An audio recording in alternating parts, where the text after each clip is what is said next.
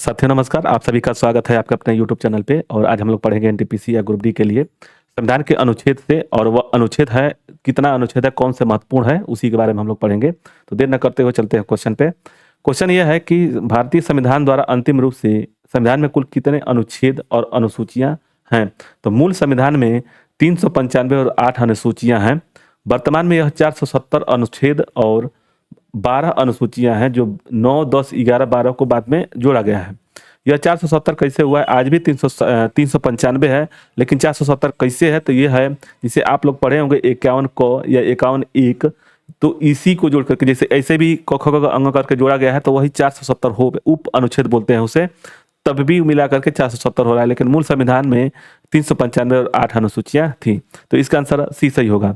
वर्तमान समय में संविधान की गणना के दृष्टि कुल कितने अनुच्छेद और अनुसूचियां हैं, इस समय वर्तमान में पूछ रहा है, ठीक है ना। तो यह वर्तमान में पूछ रहा है, तो क्या होगा? 395 अनुच्छेद और 12 अनुसूचियां, इसी को हम लोग पढ़ रहे थे। तो देखिए 395 है मूल में, मतलब कि आज भी है 395, लेकिन उप अनुच्छेद अगर पूछ दिया जाए, उप अनुच्छेद, तब जाकर के 470 करीब है। इसको पूछता नहीं है, लेकिन मूल संविधान को जरूर पूछता है कि 395 और 12 अनुसूचियां थी। मतलब कि अनुसूचियां 12 नहीं थी, 12 में नहीं था, 8 था। अब जाकर के बाद में इसको जोड़ा गया, तो 12 अनुसूचियां बनी। आगे हम लोग देखेंगे भारतीय संविधान में संविधान की धारा में कुल संख्या कितनी है, धाराओं की कुल संख्या कितनी है? तो यह है 395। तो इसका आंसर बी सही होगा। संविधान के किस अनुच्छेद में अंकित है कि इंडिया अर्थात भारत राज्यों का एक संघ होगा? यह देखिए अनुच्छेद 1 में होना चाहिए, तो इसका आंसर 4 का ई होगा। अनुच्छेद 1 में है इंडिया या अर्थात या भारत राज्यों का एक संघ होगा, तो इसका आंसर ए सही होगा, अनुच्छेद 1 में है। भारत ये दिया है 5वां नंबर क्वेश्चन कि संविधान के अनुच्छेद 1 में भारत को क्या कहा गया है? भारत को परिसंघ, महासंघ, परिसंघ प्रबल एकात्मक आधार के साथ और राज्यों का संघ बोलते हैं। तो इसका आंसर क्या हो जाएगा? इसका आंसर डी सही होगा। जो राज्यों का संघ है अनुच्छेद 1 में अभी हम लोग पढ़े, यहाँ पे अर्थात मतलब कि इंडिया अर्थात भारतीय राज्य, भारत राज्यों का एक संघ है, तो यही एक संघ है, तो इसी का राज्यों का एक संघ होता है, तो इसका आंसर डी सही होगा।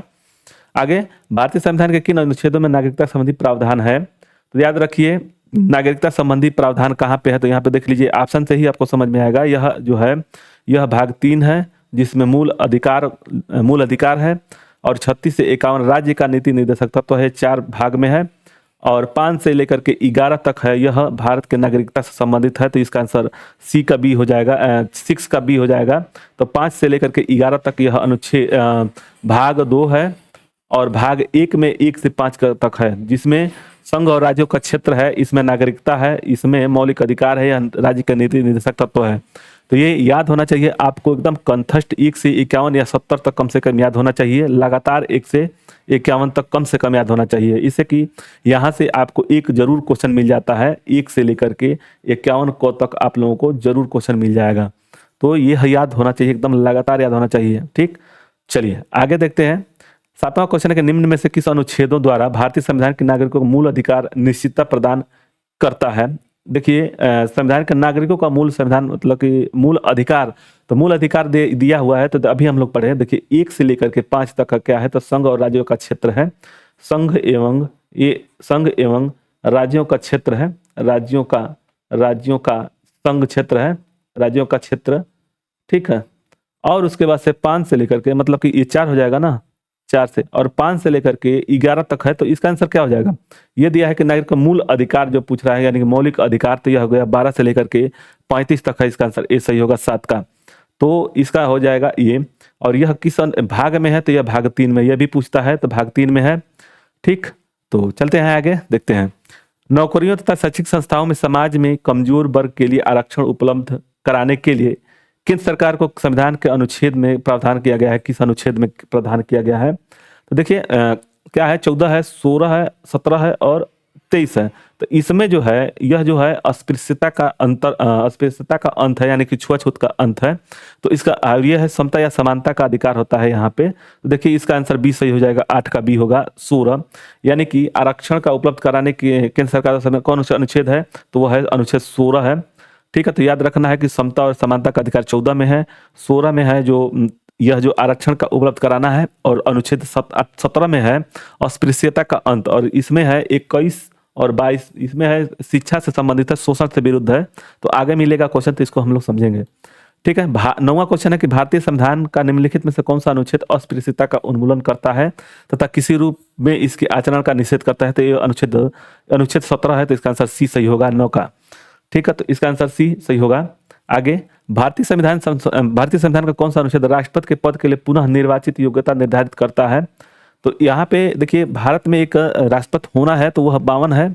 51 तक तो हमारा राज्य के नीति निर्देशक तत्व तो है, 36 से लेकर के 51 तक राज्य के निदेशक तत्व है। उसके बाद से राष्ट्रपति का है 52 से, तो उसी में से है यह। तो पूछ रहा है कि क्या है, क्या पूछ रहा है कि राष्ट्रपति के पद के लिए निर्वाचित योग्यता निर्धारित करता है कौन सा है? 52, 54, 55 और 57। तो इसका आंसर डी हो जाएगा। 57 जो है राष्ट्रपति की निर्वाचन की योग्यता का निर्धारित करता है कि कैसा योग्यता होना चाहिए, तो यह राष्ट्रपति के लिए है। अनुच्छेद 57 है उनकी योग्यता के लिए। ठीक है, तो आप लोग ध्यान दीजिए, इसका आंसर डी सही होगा। दिया है कि भारतीय संविधान के किस अनुच्छेद के अंतर्गत भाषण अभिव्यक्ति की स्वतंत्रता का अधिकार दी गई है? तो यह दिया गया है 19 में, 19A में दिया गया है कि भाषण और अभिव्यक्ति का स्वतंत्रता का अधिकार है। तो इसका आंसर कितना हो जाएगा? 11 का ए हो जाएगा। ठीक, तो इसका आंसर ए सही होगा, यानी कि अनुच्छेद 19। आगे 12 है कि भारतीय संविधान के किस अनुच्छेद में प्रेस की स्वतंत्रता दी गई है? प्रेस की स्वतंत्रता किस में है? तो 19(1) में है, तो इसका आंसर डी सही होगा। इसमें क ख ग घ करके है, तो उसी में बहुत कुछ दिया गया है, तो इसका आंसर 12 का क्या हो जाएगा? तो 12 का आंसर डी सही होगा। आगे हम लोग देखेंगे, इसके बाद से आगे दिया कि मौलिक अधिकार के अंदर कौन सा अनुच्छेद बच्चों के शोषण से संबंधित है? याद रखिए, बच्चों से शोषण से संबंधित कौन सा है? तो देखिए, यहाँ पर अस्पृश्यता का अंत है, तो यानी कि 17 का अस्पृश्यता का अंत हो गया। यहाँ प्रेस और अभिव्यक्ति या भाषण करने की आज़ादी है 19 में। 23 और 24 है, यह जो शोषण, बच्चों के शोषण से संबंधित है, तो इसका आंसर क्या हो जाएगा? 13 का। तो 13 का आंसर डी सही हो जाएगा, 24 होगा, इसका आंसर डी सही होगा। अनुच्छेद 24 है। भारतीय संविधान के किस अनुच्छेद में अल्पसंख्यकों के हितों का संरक्षण व्यवस्था है? अल्पसंख्यकों के हितों का संरक्षण की व्यवस्था किया गया है। अनुच्छेद 32 है। अनुच्छेद 32 तो जो हमारे अंबेडकर जी ने इसको बोले थे संविधान की आत्मा, तो इसको 32 को संविधान का आत्मा बोले थे। तो यह है जो 32 में, जैसे कि ये क्या बोलते हैं, किसी तरह से आप लोग अपराधी के रूप में चले जाते हैं या जेल में चले जाते हैं, तो उसके लिए है यह। ठीक है ना। अब 19 का है, तो 19 क्या है? तो 19 में है कि ये जो होता है भाषण और अभिव्यक्ति की आज़ादी है, 19 में है, तो ये भी नहीं होगा, ये अल्पसंख्यकों के हितों के लिए। और 14 जो है समता या समानता का अधिकार होता है यहाँ पे, तो इसका आंसर बी सही होगा, 14 का बी। जो अनुच्छेद 29 में है, अल्पसंख्यकों के हितों की संरक्षण की व्यवस्था करता है, तो अनुच्छेद 29 है, इसका आंसर 14 का बी सही होगा। 15 है कि कौन से अनुच्छेद के अंतर्गत भारत का सर्वोच्च न्यायालय नागरिकों के मौलिक अधिकार की रक्षा करता है? अच्छा, दिया हुआ है कि कौन सा जो अनुच्छेद है, भारत का सर्वोच्च न्यायालय नागरिकों के मौलिक अधिकार का रक्षा करता है। अनुच्छेद 74, 61, 54, 32। तो देखिए, नागरिकों का मौलिक अधिकारों की रक्षा करता है, तो यह अनुच्छेद 32 है, तो इसका आंसर हो जाएगा डी। आगे, भारतीय संविधान में किन अनुच्छेद में राज्य के नीति निर्देशक तत्वों का उल्लेख है? तो 36 से लेकर के 51 तक है, तो इसका आंसर सी सही होगा। याद रखिए कि राज्य के नीति निर्देशक तत्व जो है 36 से 51 तक है, और इसी 51 में एक और अनुच्छेद है को से लेकर के 11 तक है, यानी 11 तक है। 11 जो दिया हुआ है, तो वह है मौलिक कर्तव्य, जो रूस से लिया गया है, और मौलिक कर्तव्य है जो अमेरिका से लिया गया है। तो वह चीज़ आप लोग को 12 से लेकर के 35 तक मिलेगा, इसको मौलिक अधिकार बोलते हैं। और नीति निर्देशक तत्व है 36 से 51 तक है, और इसी 51 को में 11 ठे है जो मौलिक कर्तव्य है। तो याद रखिए कि राज्य के नीति निर्देशक तत्व में ही के ही अंदर आता है जो 11 मौलिक कर्तव्य हैं जो देश के प्रति कार्य करना है, तो इसी में है। ठीक है ना। तो आपका आंसर क्या दिया हुआ है, क्वेश्चन क्या दिया है? तो क्वेश्चन दिया है कि राज्य के नीति निर्देशक तत्व का उल्लेख किस में है? तो 36 से 51 अनुच्छेद में है। 17 है कि भारतीय संविधान के अंतर्गत कल्याणकारी राज्य की अवधारणा निम्न में से किस अनुच्छेद में? तक कल्याणकारी राज्य की अवधारणा जो है किस में किया गया है? तो 31, 39, 49 और 51। तो राज्य की कल्याणकारी अवधारणा के निम्नलिखित किस अनुच्छेद में वर्णित है? तो यह वर्णित है 39 में, 39 में, तो इसका आंसर बी सही होगा। 18 है कि भारतीय संविधान का कौन सा अनुच्छेद राज्य सरकारों को ग्राम पंचायत की गठन का निर्देश देता है? ग्राम पंचायत के गठन का निर्देश देता है, तो यह अनुच्छेद है 40। यह याद रखिएगा, ग्राम पंचायत से संबंधित है, तो यह अनुच्छेद 40 है। अगर यह हमें जैसे कि ग्राम पंचायत से पूछ दिया भाग, तो वह 11 है, 11 है। ठीक है, तो ये याद रखिए। जो ग्राम पंचायत से गठन का निर्देशन देता है वो अनुच्छेद 40 है, यह पूछता है ये। ठीक, अब देखिए 52वें संविधान संशोधन द्वारा संविधान के किस अनुच्छेद में मौलिक कर्तव्यों को जोड़ा गया था? याद रखिए यह पूछता भी है किस अनुच्छेद में जोड़ा गया। 42वें संविधान संशोधन जब हुआ था तो उसमें मौलिक कर्तव्य जोड़ा गया था, वह जोड़ा गया था 51 क में, यानी 51(1) में, तो इसका आंसर बी सही होगा। 19 का बी सही होगा। 20 है कि भारतीय संविधान के किस अनुच्छेद में मौलिक कर्तव्यों की चर्चा की गई है, तो अभी हम लोग पढ़े तो उसी को रिपीट किया गया है, तो इसका आंसर बी सही होगा। 21 है कि संघ की कार्यपालिका शक्ति राष्ट्रपति में निहित होती है जिनका प्रयोग स्वयं या अपने अधीनस्थ अधिकारियों के द्वारा करेगा।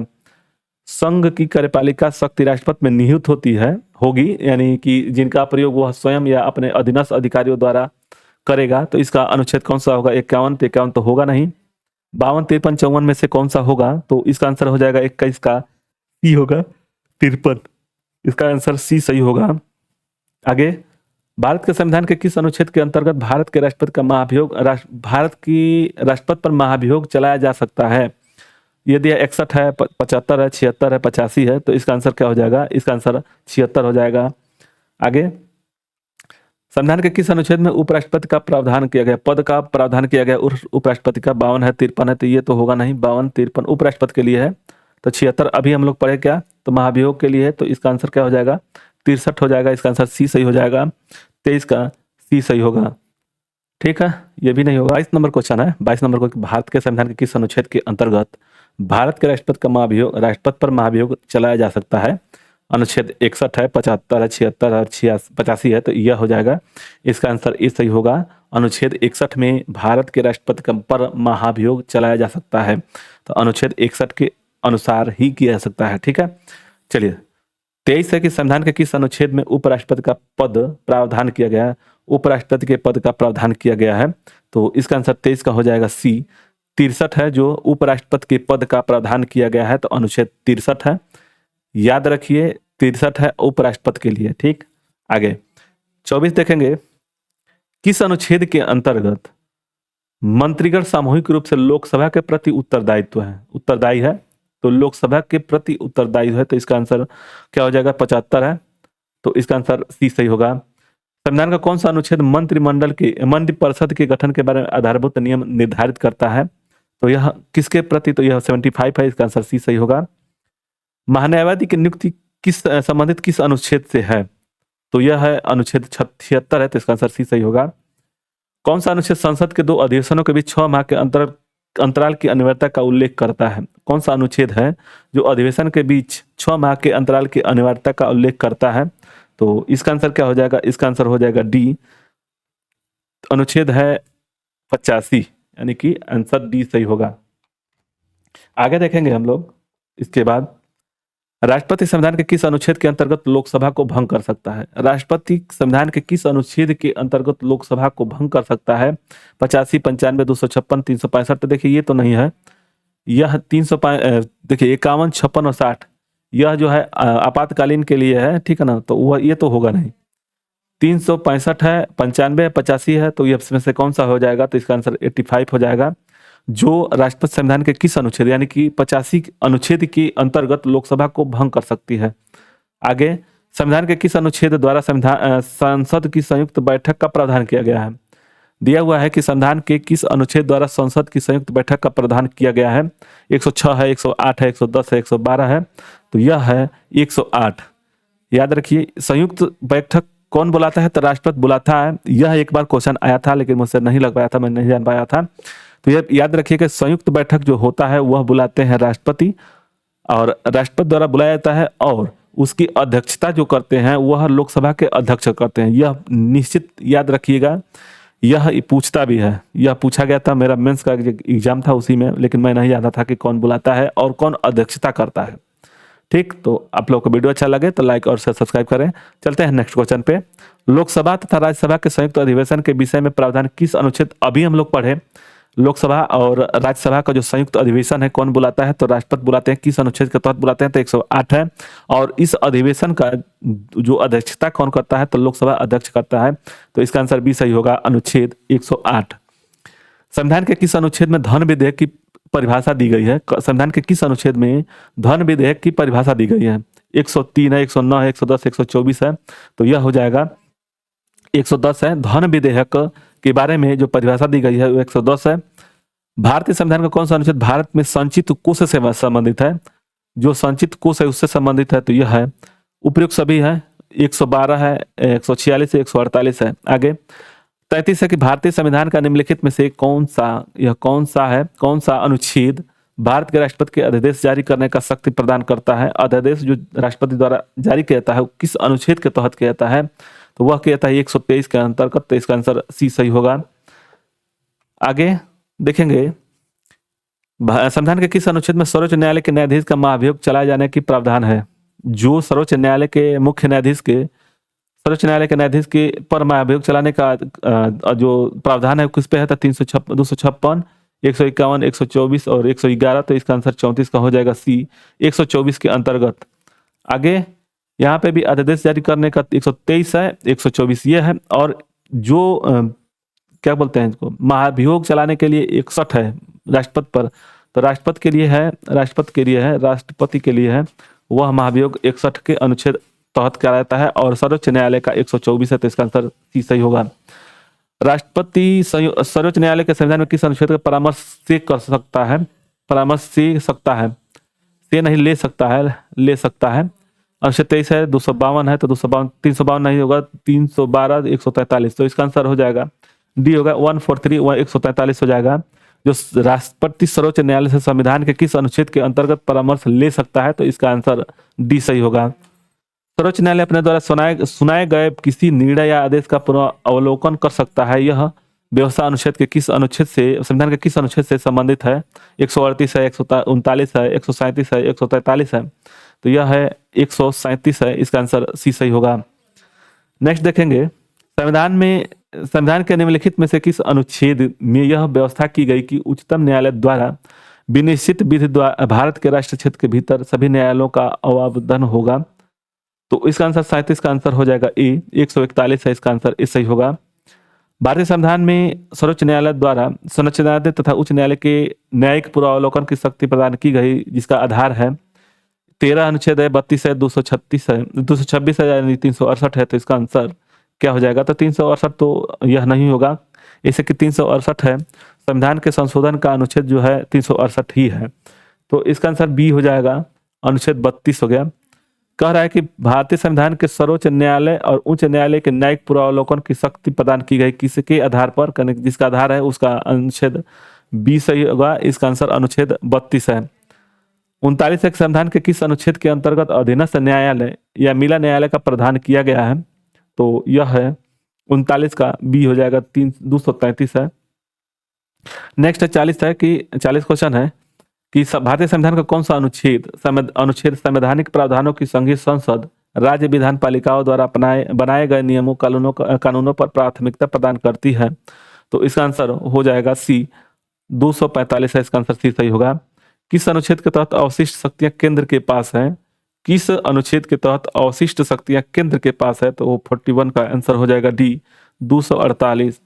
आगे राज्यों द्वारा प्रार्थना करने पर भारत की संसद उन राज्यों के लिए किस अनुच्छेद के अंतर्गत कार्य बना सकती है? तो इसका आंसर हो जाएगा बी, 252 है। इसका आंसर बी सही होगा। भारतीय संविधान के अंतर्गत निम्नलिखित में से कौन सा अनुच्छेद संसद को राज्य सूची के विषय में संबंध में विधि बनाने की शक्ति प्रदान करता है? तो यह हो जाएगा 43 का आंसर डी हो जाएगा, 249 है। आगे भारतीय संविधान का कौन सा अनुच्छेद संसद को अंतर्राष्ट्रीय समझौतों को लागू करने के लिए विधि निर्माण करने की शक्ति प्रदान करता है? तो यह करता है 253। इसका आंसर डी सही होगा।